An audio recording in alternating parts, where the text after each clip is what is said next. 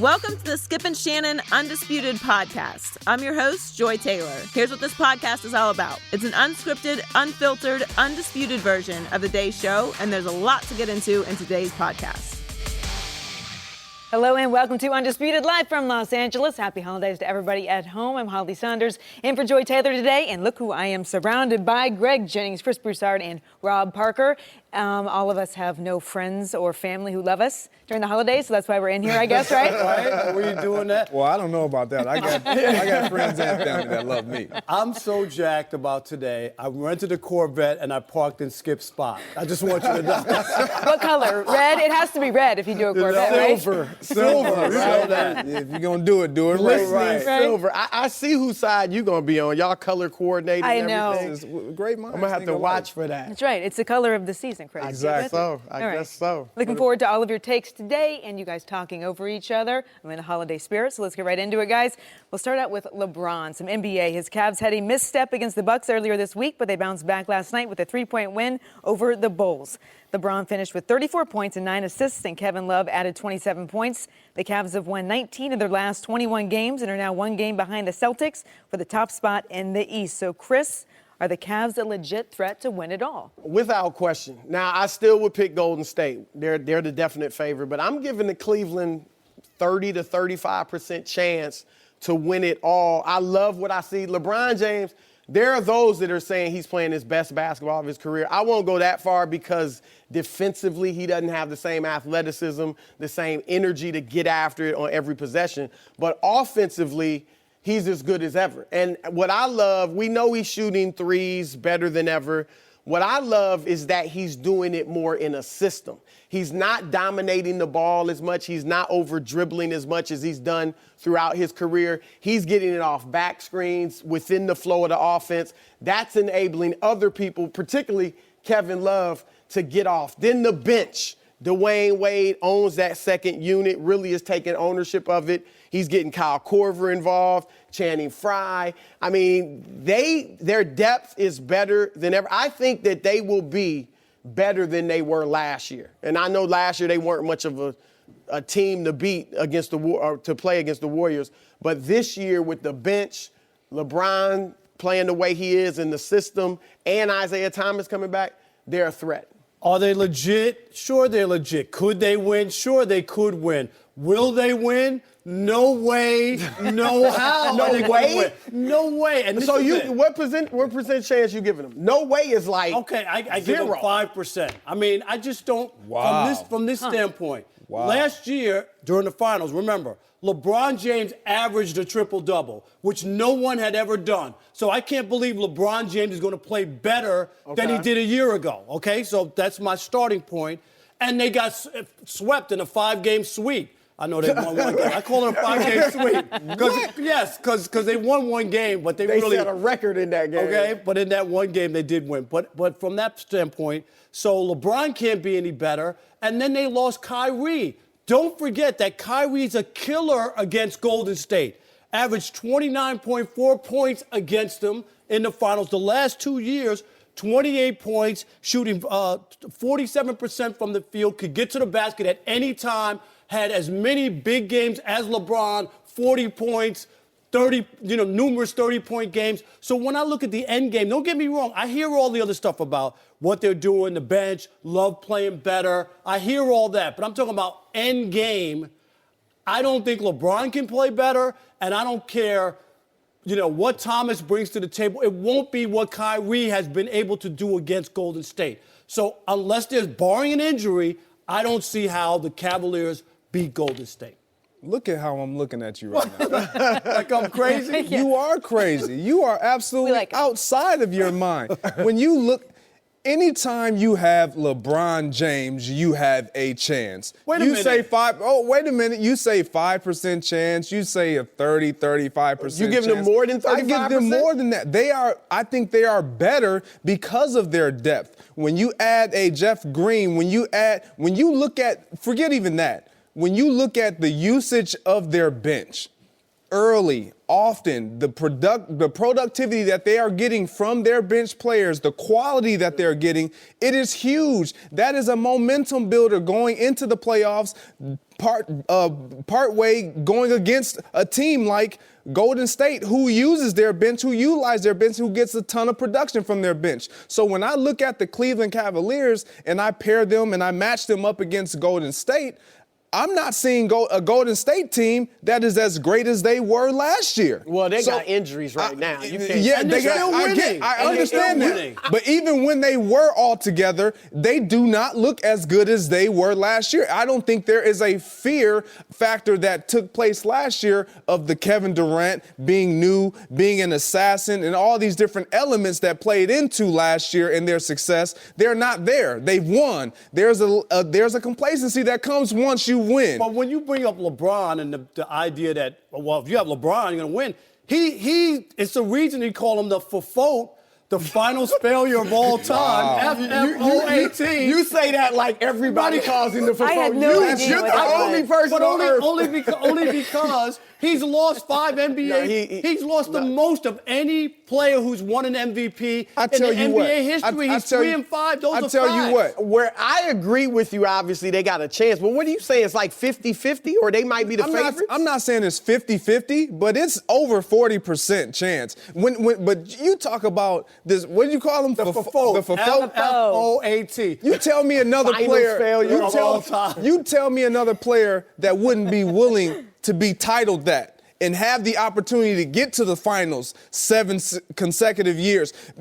It won't be that great if he goes 2 It doesn't matter. For folk, but Jerry West lost more finals than Jerry LeBron. West didn't win an MVP. I'm talking about of guys who have won an MVP. He's lost more times than anybody. Of Magic guys- and Kareem lost 4. Some He's lost 5. Some And guys they all won had MVPs better that never teams. won titles, though. Yeah. So Steve Nash never even got to the finals. So I don't know about Fofo. They all had better supporting cast around them. There we go. LeBron Always does. people. I'm with you, but it's truth. he does have a good supporting cast. He Let's does. stop bashing. In Miami, they had the most talented team all 4 years. And they only won twice. I'm not just saying in saying Miami we they can't didn't. always but bash the his supporting years in cast. Cleveland, with the exception That of was only last one year and the final. year before, it doesn't matter. He went with But no his- one. That was tremendous. I mean, and we didn't even expect that to take place. He took down a Detroit Piston team, a Celtic. I mean, he dismantled teams. Like, give the man some credit now, I just Mr. think, Detroit. I'm with you. I think you're going a little too high saying that it's almost a pick'em between the Cavs and Golden State. You know, I mean, Golden State is coasting. They don't even want to win 70 games. No. You're right. Look, repeating is tough. That's why I do give the Cavs a much better chance than they had last year. You know, I'm giving some other teams in the West, a shot at beating the Warriors because it is tough to repeat. Only a handful of superstars have repeated since Magic Johnson. But you're and the watching a Lakers retired. dynasty. When you look at let's that see. team, you're looking at a dynasty. This reminds me of the 49ers when they were winning all those championships, the Cowboys when they won 3 out of 4, the Yankees when they won 4 out of 5. This is what this team is. We know they gave up that one championship when they were up 3-1 and they wound up losing it. But look at what the body of work, what they've done. Absolutely. They're so good. They're going to go to the NBA Finals again. I just don't see what stops them other than some sort of major injury just by the pieces part. And you're right. They don't need to. When they set the record that year, that probably was a mistake. A lot of people questioned it. I wouldn't say They it would have, because they would have, most likely they would have won it if not for Draymond's suspension. So I don't think it was a mistake. I don't think they But a lot weren't of playing a people ton of thought- minutes. A lot of people say that. They weren't playing a ton of minutes that year. Mentally, it got draining the last week or so. We only even consider it being a mistake because they didn't win it. Had they won it, we're not even But the talking only about problem is, if it was a Greg, mistake and that or you're not. right, but the thing is, they hadn't lost 2 games in a row all year, and they lose 3 in a row. So you got to say to yourself, maybe it was the extra energy that they couldn't close it out. Because for them to lose 3 in a row after not losing 3 in a row all year, and 2 of those losses came at home. You do have to give your nemesis some credit. LeBron. I mean, he was huge. Kyrie? And Kyrie. Both of them. I mean, both were huge. Look, Isaiah is not Kyrie, but he's going to give you some things. He's going to give you some production like Kyrie. Watch that. Most importantly, will Fafote be trending? That- By the end of the show. Hashtag It hadn't trended Fafote, for everybody. years. Yeah, there we go. Everybody. I'm still throwing it out there. No mercy. What do you say we stay with the Cleveland Cavaliers? Cleveland fans had to be happy to see this before last night's game. Guys, take a look. Isaiah Thomas was in full uniform and the pregame layup line for the first time since being traded to the Cavs in the offseason. Isaiah didn't play last night, and Ty Lue said he won't play on Christmas against the Warriors, but he is expected to return in early January. So take a listen to a very excited Isaiah after the game. It was everything. I mean, when I was out there in warm-ups, it just felt like I was a rookie again, like my first game. I haven't been in an arena like that where you're warming up, you're with teammates. Like, that's so new to me right now because I've been down since May. So just being out there, it put a smile on my face. Like, it was everything for me to just put a jersey on and feel like I was part of the team. And that day's coming sooner rather than later, though, that I'll be playing, and I can't wait. All right, so you heard that. Now, Rob, I'll ask you, are you worried about Isaiah's fit in the lineup? Number one, and two, is your Corvette a drop top? Yeah, it is a drop top. I'm going to bring it back after the show. But, yeah, you know what? You do have to worry about whenever you bring in a star player to fit in with the other guys. He's not a complimentary player where you just know your role and do your thing. He's out wanting to get his. Mm-hmm. So now you got to try to figure that out. LeBron has to figure it out because they haven't played together at all and where he fits in. And then the other problem I think that might just be an issue is that he has such a chip on his shoulder. He was so burnt by, being dealt by the Celtics. He's got something to prove. And he talked a big game all offseason when he was injured about what he's going to do or whatnot. So you want him to come in but not go crazy, Greg, because that's not what they really need him to do. And you don't want him to think that he has to go out and win it all on his own and start doing things that's unnecessary with that team to fit in. So I think it's going to be an adjustment. I think the team will have some missteps, ups and downs, but ultimately he'll fit in with those guys. To your point, he's a free agent this summer. He has never gotten paid. This is the guy that was fifth in MVP voting last year, and he's making $6 to $7 million a year. Was set to get paid, right? Yeah. So he knows he has to play to earn a max contract. Now, if he helps Cleveland win a championship, then even if he's not putting up huge numbers, I think he'll get paid. But that's something to watch. I'm with you. There will be missteps. Their starting schedule in January. They start with a 5-game road trip. They're at Boston. They'll beat Orlando, Minnesota, Toronto, and Indiana. Those are 4 pretty good teams. And then their next game is against Golden State at home. So they, in addition to working Isaiah in, if he's back, then you're going to be going against some tough teams. So I think you'll see some losses. Some people will panic and say, "Oh, they don't need him. He's not fitting in." Right? Exactly. But they'll work it out over time. Here's the biggest thing to me with bringing Isaiah back. Kevin Love is playing the best basketball of his career. Now, some of that's that they moved him to center, and I think that's going to help them against Golden State, that he's a center. He'll go outside and shoot threes and all that. But he also knows mentally, I'm the second option. And he's the definitive second option for the first time since he's been in Cleveland. Remember, not when Isaiah gets back. Well, I think they're going to have to work that out. Because, and it has to be organic. I don't think you need to say you're the second option, you're the third option or whatever. But it's tough being that third option with LeBron. Remember Chris Bosh in Miami, he basically became a glorified role player. Last year or the previous 3 years, when Kyrie was the second guy, Love was never the same, wasn't the same player. So I think Love is the better second option. I think Isaiah can get his without being a quote-unquote option. He gets to the line a ton. He can penetrate. He obviously can shoot the three. But I think they have to figure out, we have to keep Kevin Love playing the way he is. Isaiah will get his because he's so good and athletic. But let's keep Love kind of, at least subconsciously, as that second option to LeBron. I agree with both of you. I think when you add a piece like Isaiah Thomas, a ball-dominating point guard, it's going to be intriguing to see not only how he fits and how they fit him in, but my attention immediately goes to Tyronn Lue. I want to see how great of a coach you really are. Or is this really just LeBron coaching and managing everything? Because it's been out when you have a guy who can be as impactful as a Isaiah Thomas, a la Chris Paul in the Houston Rockets. What Mike D'Antoni did, he had a strategic game plan going into that, understanding I got 2 all-stars, all-NBA type point guards. How can I make this work? You know what? I can have the ball in their hands for 48 straight minutes. I have the luxury of that. He was smart about it in staggering their minutes and playing mostly Chris Paul with the second unit when he first got acclimated.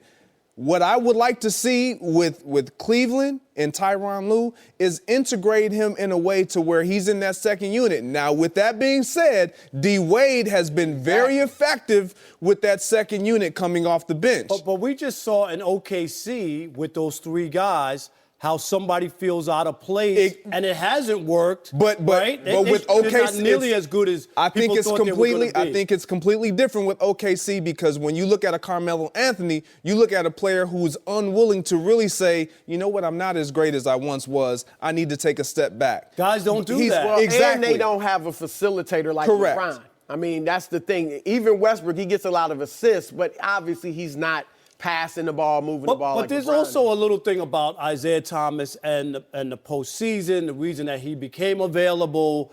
You know, I mean, he had a great regular season. He was exposed in the playoffs, and you know when you're a smaller guy, yeah, he wasn't the same guy. He led them to the conference finals. No, I got that. But Didn't I'm just saying, he have a 50-something point game? But he that's was exposed in Detroit. He was exposed from the standpoint. I see where you're going. Yeah, from the standpoint that I just thought that, and he was banged up. Don't get me wrong, but defensively, when you're a smaller guy, we've seen it in the postseason with guys. During the regular season, it plays just fine.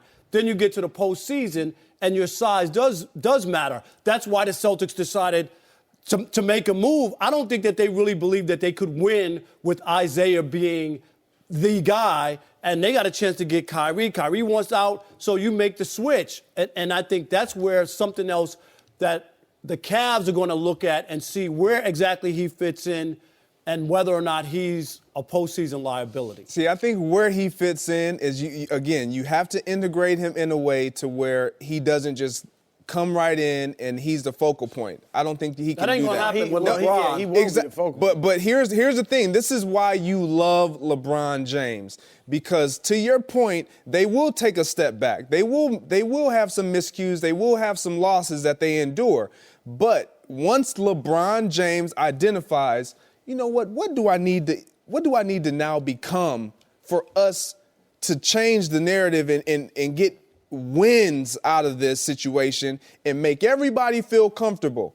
He has the ability to do those things like no other player we've seen do it. What I think IT brings to the table that will help, and I agree with you, Kevin Love has to remain a focal point because it keeps him active on the defensive end. It keeps him active on the glass. I'm not buying it. Their pick and roll offense with IT and Kevin Love will be huge. I'm not buying that Isaiah Thomas is cool with Kevin Love being the second option. I don't care what's happened to this point.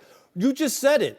He has a big payday that's there. He's going to get his. He knows he needs certain numbers, especially Chris coming off the injury. So I don't think that he's going to buy into I'll be the third option. I'll clean up the other stuff and get points when off of missed shots and all that kind of stuff. He's going to want to be a part of the offense. The thing is this: Love's numbers are up from last year. They're the highest they've been as a Cav.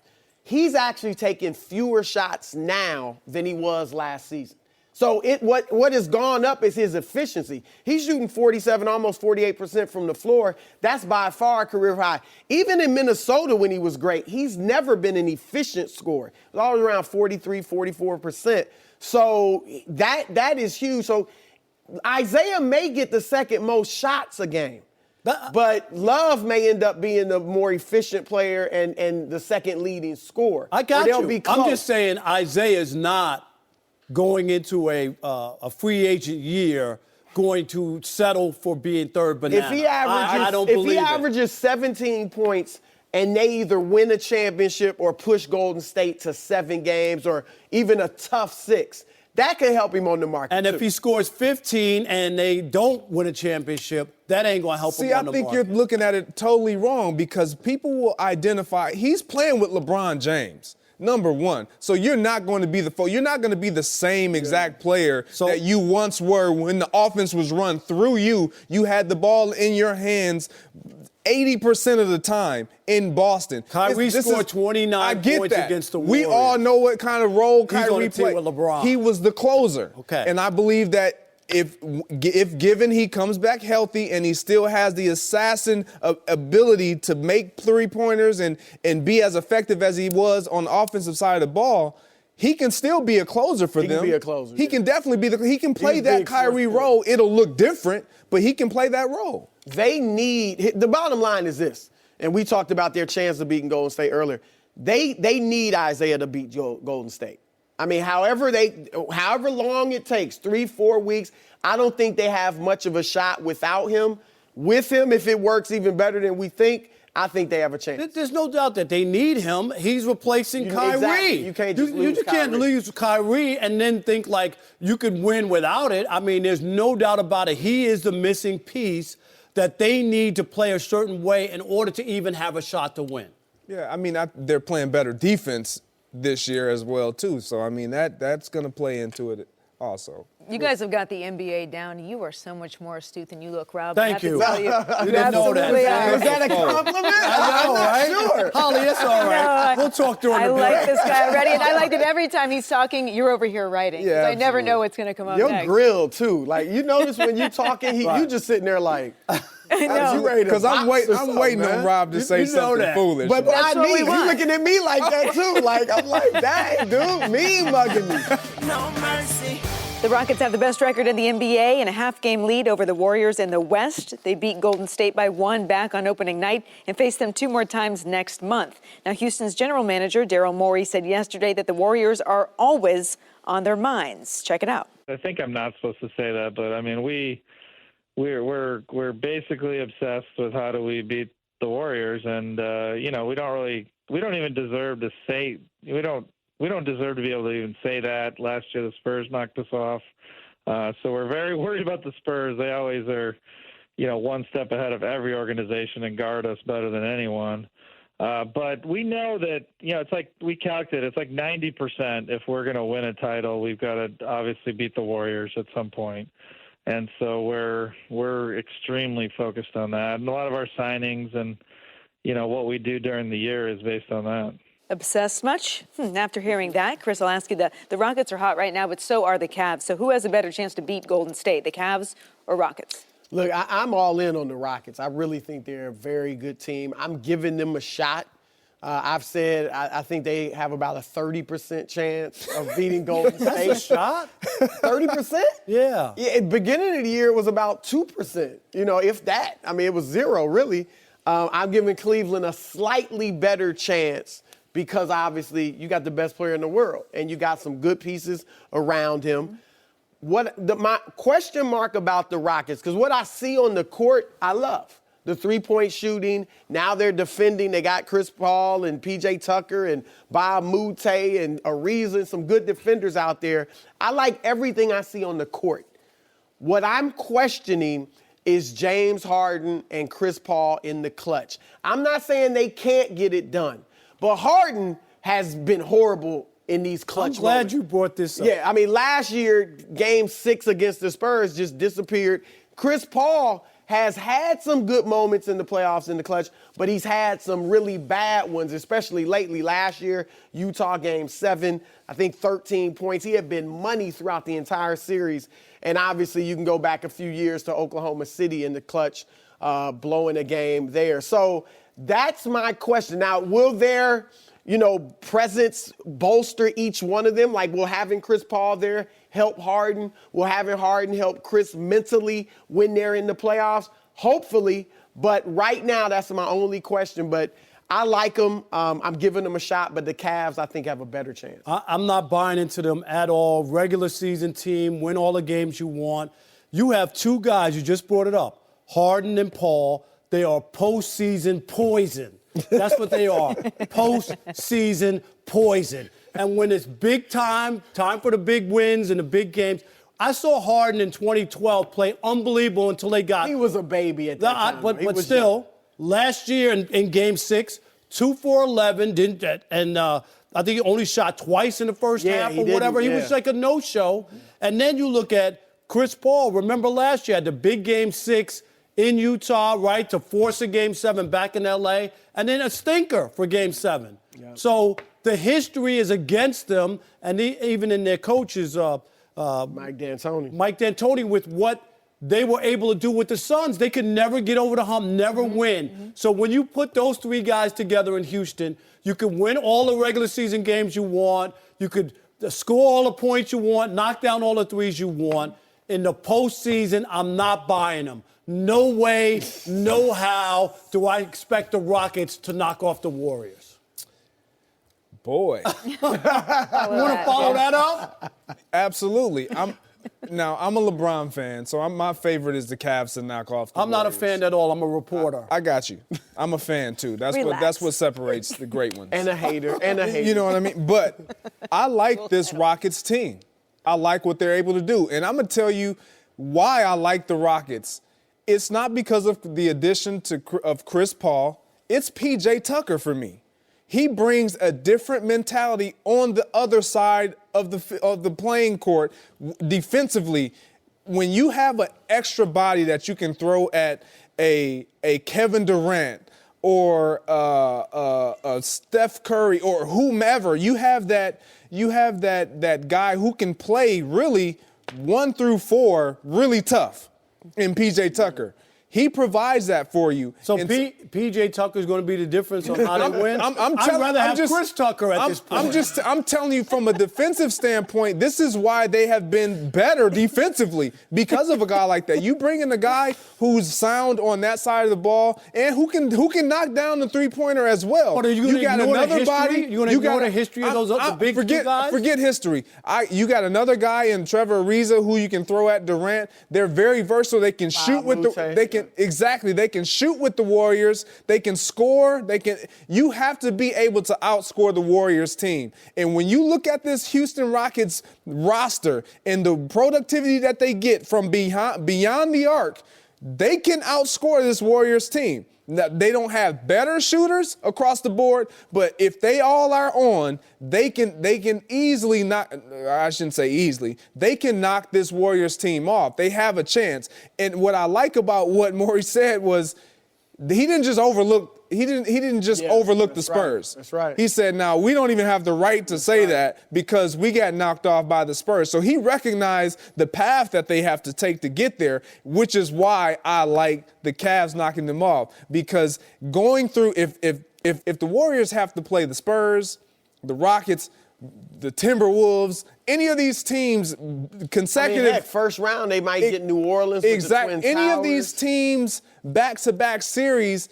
By the time they get to Cleveland in the finals, Cleveland had a cakewalk last year, and they got swept in 5 games. They did. They didn't get. What's up with this sweeping in 5 games? Well, because in one game they won, they shouldn't have won. That's Rob speak. That's Rob speak. Right. You know, that's the way he views it. 5-game sweeps, all that stuff. This is what I'll say about D'Antoni. You brought up D'Antoni. His history, he's a great coach when he has the players that fit into his system. But he's always been a guy with a lack of attention to detail. You look at their Suns series against the Spurs back in the day. They was some great series, but it was always a blown rotation, a turnover at the wrong time, lack of executions, players getting off the bench, when there's a scrum, but the Spurs players stay. That's lack of attention to detail, because the Spurs don't do that. It's like Belichick. It was like Pittsburgh and New England last week. Same thing. One coaching staff focuses and emphasizes on these things. But is that really D'Antoni? Can we really throw all that on D'Antoni? A lot, yeah. Even last year, the lack of productivity that he got from James Harden against the Spurs in that final game. Well, not that, but I'm just saying. I'm gonna get around. I'm just saying that's what people look at. That's the question you have in your mind. Where I will give D'Antoni the benefit of the doubt is that he's never been a defensive coach either. He's never had really good defensive teams, and this year he actually has a good defensive team. So maybe it will make the changes even in the playoffs to get them over the hump. Because he had some great Suns teams, and they could never get there. They used to win 60 games a year, right? And everybody say, oh, this is it. Yeah. The Suns are going to get there, and they never got there. So when you put him and the other and Paul and Chris Paul and James Harden together, I have to believe it. I have to see it to believe it, because I just don't believe. The Warriors' time will come when they'll get knocked off, they look but phenomenal. It ain't going to be by the Rockets. You will admit they look phenomenal yes, right now. But the regular season, you know that in the NBA, it's different. A lot of teams win a lot of games during the regular season. You never believe till they do it. You know what I don't like? You know what I don't like really quick? When we talk about the importance of the playoffs and act as if the regular season means absolutely nothing, because if they were struggling like the OKC Thunder right now, we would be saying, this is not going to work. I didn't think it would work in the beginning. All I know is last year LeBron and them didn't want the number one seed, and you know what? They went to the final. They look Greg bad, shushed me. That's what he did. You can't shush the host. I didn't shush you. He had a point to make. I got to get my little points across. I hear you. No mercy. Well, we cannot wait for the huge Christmas Eve game in Dallas. Catch all the action Sunday afternoon on Fox. We're now joined by Super Bowl champion Seth Joyner. Seth, we're so glad to have you here and so glad that you brought a real watch to the Oh, wow. You want to trade? You want to trade? Yeah, and give me $400 and I'll give you my watch. What did you say yours came with? A bowl of chili? With a bowl of chili and a full tank of gas. You know, if you give me the Detroit special. If you give me the little square candies, I'll It's a deal. give you 6 of them. It's a deal. Seth, you were talking about all the fire subjects, you call them, that the guys have been weighing in on. So we'll give you your own here. Will the surging Cowboys keep rolling against the Seahawks? You know, they should. They should roll against the Seahawks, because the Seahawks has just been decimated. But I think Zeke, coming back, what he's done is he's just thrown some gas on the fire. I mean, I read somewhere he's talking about, I think I can rush for 200 yards. I'm like, are you kidding? You don't want to wake up a sleeping giant like the Seattle Seahawks. That defense is still formidable. They may be missing some people, but the one thing that they can do is they can stop the run, and that's the key to the Dallas Cowboys. We're all seeing that. You can talk about Dak, and you can talk about their offensive line. You can talk about a whole bunch of things. But the one thing that we learned, and I've been saying ever since Zeke got to Dallas, is that this whole offense is predicated on what what Zeke brings to the table. It even affects the defensive side of the ball, because when they're ahead, now that defense gets to rolling. But if they're even or they're behind, that defense is suspect. So it's going to be interesting to see what Seattle team shows up in Dallas this week. But I think, they just threw some gas on the fire, and, Dallas is going to be playing for their playoff life. I don't think they're going to make it. I think all, the two wild card teams are probably going to come out of the South. Yeah, I like Dallas in this game. I think they're going to be so jacked up to have their guy back. Like you said, they know he's the engine, both offensively and defensively. We know defensively with Sean Lee back, they've been playing much better on that end.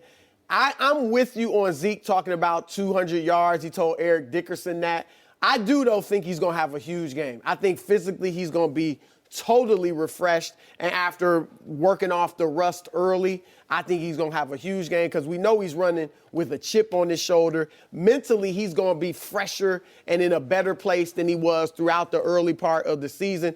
The thing I'm wondering, though, is Seattle, does that loss last week and all of the bickering and things that came out of that, does that work as something that motivates them and they come out and have a great game? Or does it kind of, take away from them and do they come out flat? That's the one thing I'm wondering about with the Seahawks. Well, they're challenging their manhood. Yeah. In the game of football, when you're talking about a defense, a storied defense like this defense, you've essentially, by telling Eric Dickerson that you're going to rush for 200 yards, you've challenged their manhood. And look at the can that you open up. I don't care how fresh he is, how slim he is, how much better shape he's in. He started something. I mean, listen, they may go 8-man box. They may go 9-man box, because Dallas really don't have anybody that can beat you down the field. But Seattle, because of how badly their defense looked, that's what gave them the open in the field that confident to be able to say those things about that defense, which is a storied defense. But I don't want to say that that defense has gotten old before our eyes, but I think they moved the practice facility to the cemetery because it's just an older group now, and that group is not the same Legion of Boom. Injured too. Right, and injured too, but it's been together for a long time, and it's not the same group. I don't see how I would be surprised if Dallas loses this game. I don't know how many yards he's going to get. I don't know how much Seattle's going to take exception to Zeke's comments, but I think that Dallas should win. I mean, the more we talk about it, the more I want to say that Seattle is going to shock everybody. But I'm gonna side with Dallas. But for the sake of argument, for argument's sake, Seattle has pride. And to your point, when you talk about a team, I don't care if you come into my house and you see my wife and I and my kids and I, we're arguing, we're bickering.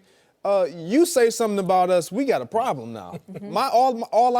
All what we're talking about, we throw that to the back burner. Our focus now is you. You have become our foe. And so when I look at the Seattle Seahawks, everybody watched what took place with them last week.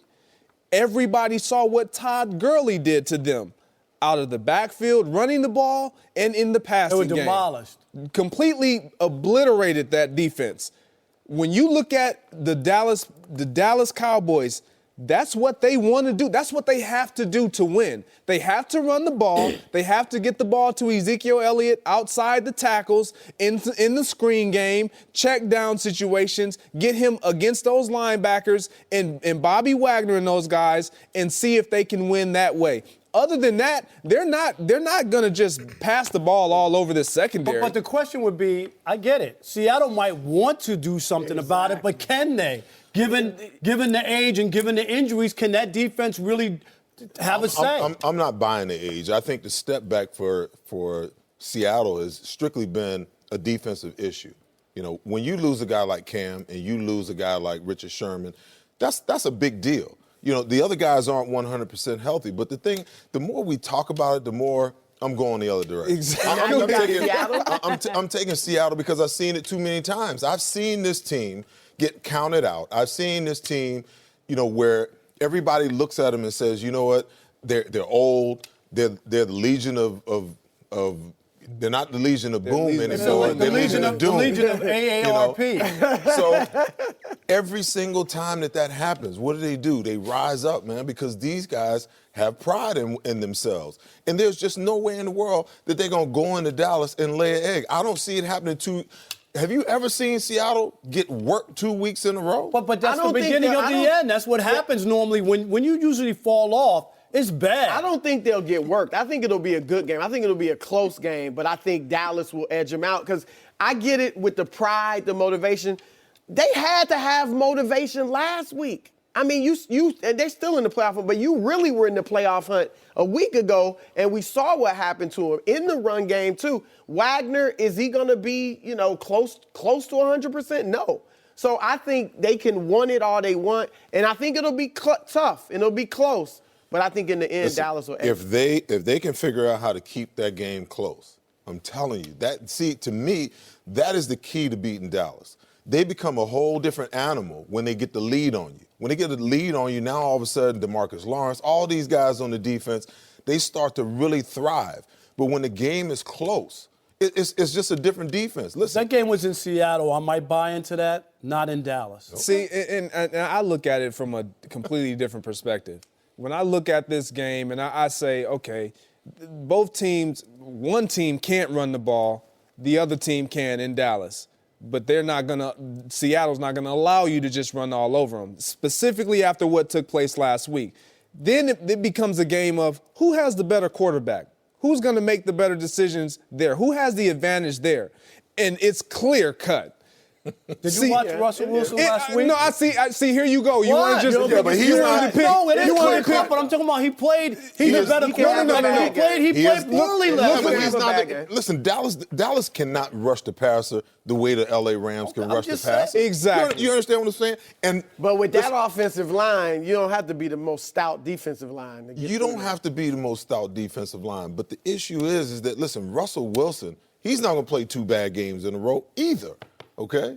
That's just not going to happen. We were just talking about him in the MVP race. And if you take both running games away, okay, who do you trust to throw the ball 40 My plus point more exactly. times? But you think they taking Dallas's running game away? He ain't going for 200, but I think he's going to have some success on the ground. Listen, if they can keep him in the 70 to 75 yard range, okay, now they can force the issue. Because then if they get one or two scores, they get a little bit of a lead, and I'm just saying you got to keep him under control.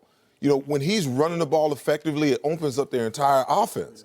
If you can keep the book closed, if you can keep the playbook closed, now you got a chance to beat them. But if he's just running roughshod all over the place, they're dumping screens to him, you've got to control one phase of the game from a defensive perspective. You've got to make Dallas one-dimensional. When you make him one-dimensional, the last 6 games, Dak has shown that he can't put this team on his shoulders. It's very evident to everybody that this team runs through Zeke. And you want to know, in closing, what's going to be really interesting is when both of these guys' contracts is up. In a quarterback-driven league, and Zeke is the guy that pushes this team forward, how's that going to play out when you try to give that quarterback $20 million? They're going to sign the quarterback because running backs don't last long. That's the problem. Man, that is such a fallacy. Yeah, I wish we had a whole other segment to talk about that. That's how it is now. I get that. They don't even draft running backs high anymore. I get that. But, you know, when you're going to pay a quarterback $20 million and that's going to be the going rate across the board, that means you now have to validate why that guy gets paid that much. I get it. And then the other guy, you got to devalue him. But if you look at all the teams that are prominent in the NFL picture of playoff, look at who they got at running back. They got elite guys running the ball. But the narrative will always be also quarterback-driven league. It's a passing league. You know, how many guys can put it up 40, 50 times a game and be successful? 2, in my opinion, Tom Brady, Aaron Rodgers. The rest of them, they got to have a running game to succeed. See, when we get back to the game and we look at the Dallas Cowboys and Dak Prescott versus Russell Wilson, what makes Dak Prescott better in this situation is the fact that he has Ezekiel Elliott on the football field. Regardless if that running game is effective or not, Dak Prescott with Ezekiel Elliott in the backfield with him has proven to be better. He's more calm. He doesn't, to your point, he's not carrying the load by himself. It's called play action pass. You're right. He has that exactly. He has that defense in a bind to where now it opens up everything. It makes the game simplified more for him, easier for him. Everything is clear cut because you gotta respect the run, especially when you got that guy in the backfield. When Dak takes the ball and he sticks it out like that, the safeties freeze, the linebackers freeze, even the pass rush freezes because they got to respect the fact that this guy can take it to the house every single time that he touches it. When you take that away, now all of a sudden they're sticking it out there. And I'm talking about taking it away to the point where you minimize his effectiveness. Mm-hmm. I'm not saying you can shut this guy down, but you minimize his effectiveness. When you minimize his effectiveness and he sticks that ball out, ain't nobody believing that. Mm-hmm. That's like a team trying to run play action pass without having proven that you can run it first. Right, you're not afraid of it. Right. Not afraid of it. I got to wrap us up. But Seth, thanks for joining our Legion of ARP. That's exactly what I'm surrounded by right now. Happy holidays to you and yours. Thanks for the time. No mercy. Patriots are heavy favorites to win the AFC and control their own destiny for home field advantage. If New England beats the Bills on Sunday, they will clinch the #1 seed in the AFC. But despite being a huge favorite, Tom Brady has struggled recently, throwing 4 interceptions and only 2 touchdowns in their last 3 games. So to break this down, we're once again joined by Jason McIntyre. You decided to stick around? I decided to. How could I pass up with these handsome, dapper gentlemen? What do you want? Broussard looking sharp. But listen, guys, I got to say, I definitely do not believe the Patriots are a lock to get out of the AFC. Listen, where do you want to start with? Tom Brady, the 40-year-old guy showing his age? I found this great stat. So Brady has thrown interceptions in 4 straight games. That is the first time he's done that since 2013. This is a guy who's showing his age. Meanwhile, his former backup, Jimmy Garoppolo, is the talk of the league. How do you think that's eating at Brady, right? So not only do you have the Garoppolo-Brady angle, but how about this one? I don't know if you guys just read this. It was on Pro Football Talk. But there is divide in the Patriots locker room over how to handle Brady's trainer, his spiritual guru, the Boston Magazine. caretaker. The He called him a caretaker. snake There it oil is. salesman. I mean, this guy's very You knew shady. it. I don't want to go into too much, but listen, Chris, there is some divide over who should they listen to. Brady's trainer, who he now works with 20 players on the team, or Bill Belichick's coaches. And listen, Greg, you were in a locker room. As an outsider, I talked to a lot of coaches around here. The number one thing NFL coaches do not want is drama. Yeah, and we're talking about major drama with Bill Belichick and Tom Brady's guy, who is the first guy he hugs when he comes off the field. And I believe this is going to drive a wedge between that team.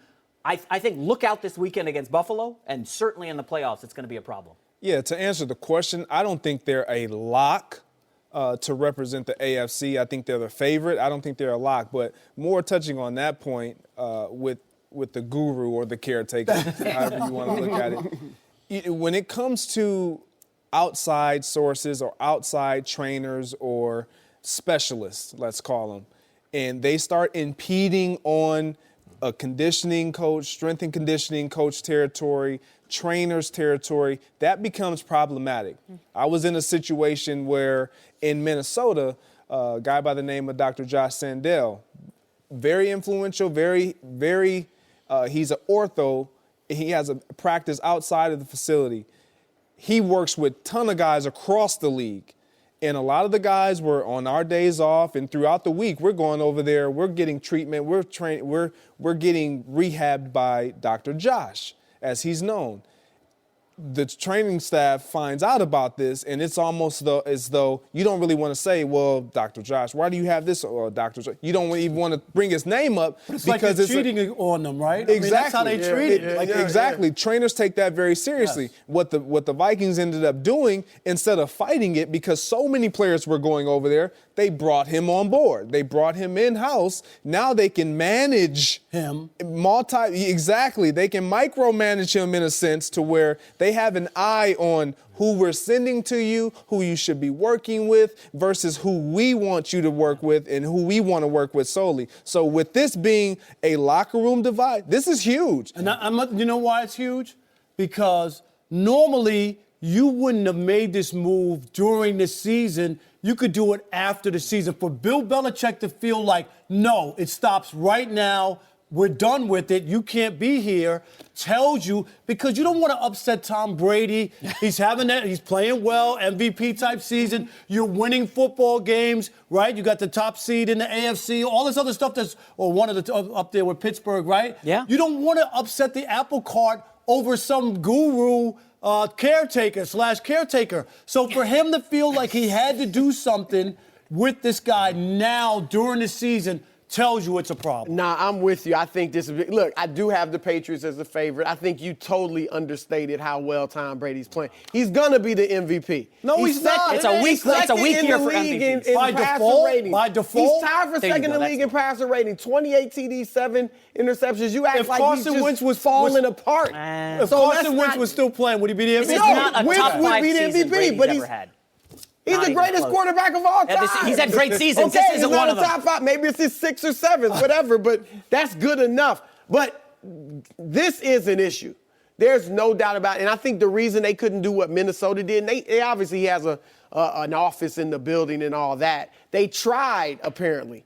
He's so different, though. He's this alternative medicine guy. You know what I mean? His advice is so different from what the traditional strength and conditioning coaches are giving him that's what the problem is. And this report said that he badmouthed Belichick That's what I'm saying. to the players. I don't even know. I don't care how tight you are with Tom Brady.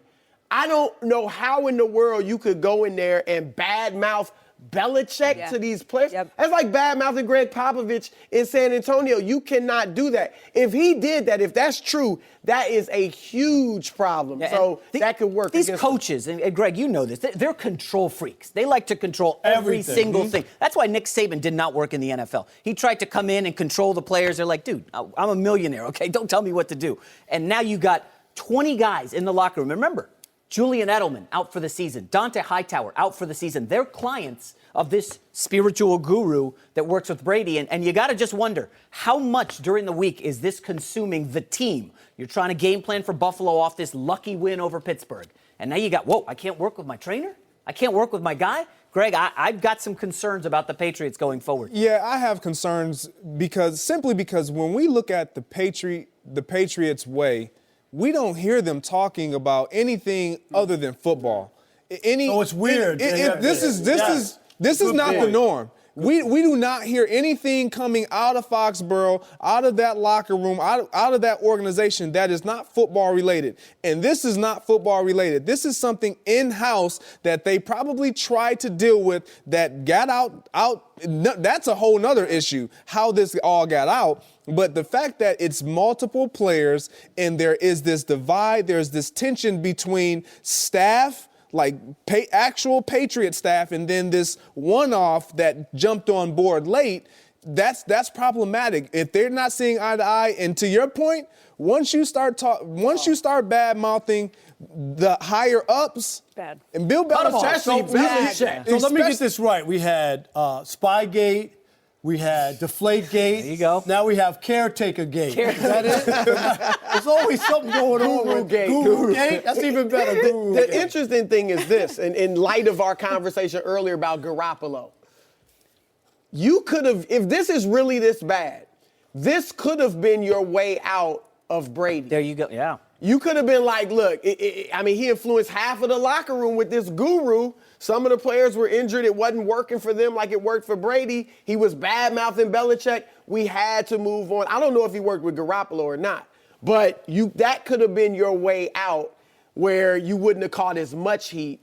But this is really interesting. Yeah, and I just think during the season, you usually don't make drastic changes like that. You know what guys are used to, their routines. So you just let it play out for the rest of the year. And then next year, offseason, hey, we're not letting guys bring their guys in, and then it's a fresh start. Rob, you got to make a new routine. If this Patriots team does not get out of the AFC, there is only one guy to blame. That's Belichick.